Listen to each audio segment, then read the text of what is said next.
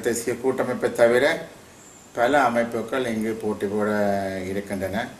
ஒன்று ஐக்கிய தேசிய கட்சி போன்ற பெரிய கட்சிகளும் ஏனைய இபிடிபி போன்ற கட்சிகளும் இங்கு போட்டியிடுவதற்கு அப்பால் சுயேட்சை குழுக்கள் பலவும் கூட இந்த முறை போட்டி போடுவதற்கான முயற்சிகள் மேற்கொள்ளப்படுவதாக அறிகின்றோம்.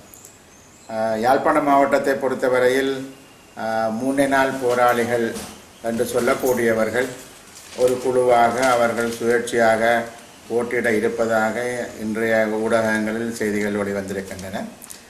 ஆகவே 3 நாள் போராளிகள் அவர்களை வழிகாட்டுபவர்கள் அல்லது அவர்கள் ஒரு தனித்து நின்று ஒரு சுயேட்சை குழுவாக அவர்கள் இந்த தேர்தலில் போட்டியிட இருப்பதாக அறிகின்றோம்.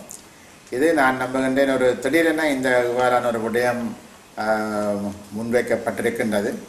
ஆகவே இது 3 நாள் போராளிகள் குழுவாக செயற்படுகிறார்களா, அவர்கள் அவ்வாறான ஒரு முடிவுக்கு வந்திருக்கிறார்களா, அல்லது வெளிநாட்டில் இருக்கக்கூடிய 3 நாள் போராளிகள் அவர்களுடைய ஒப்புதலுடன் இது நடைபெறுகின்றதா, அல்லது எவ்வாறு இவை நடைபெறுகின்றது நிச்சயமாக இதுவரை எங்களுக்கு தெரியாது.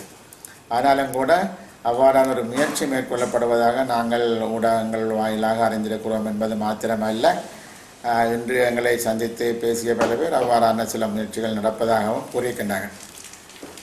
சில சமயங்களில் மக்களை பொறுத்தவரையில் அவ்வாறான புதியவர்கள் வருகின்ற பொழுது அந்த புதியவர்கள் பற்றிய ஒரு முழுமையான விளக்கம் மக்களுக்கு இல்லாத ஒரு சூழ்நிலையில் தேர்தலுக்கு பிற்பாடு அவர்கள் தோல்வியடைவார்களாக இருந்தால் அதன் மூலம் தமிழீழ விடுதலை புலிகளினுடைய பேரும் நிச்சயமாக அது ஒரு பாதிப்புக்கு உள்ளாகலாம் என்ற ஒரு நிலைமை இருக்கின்றது.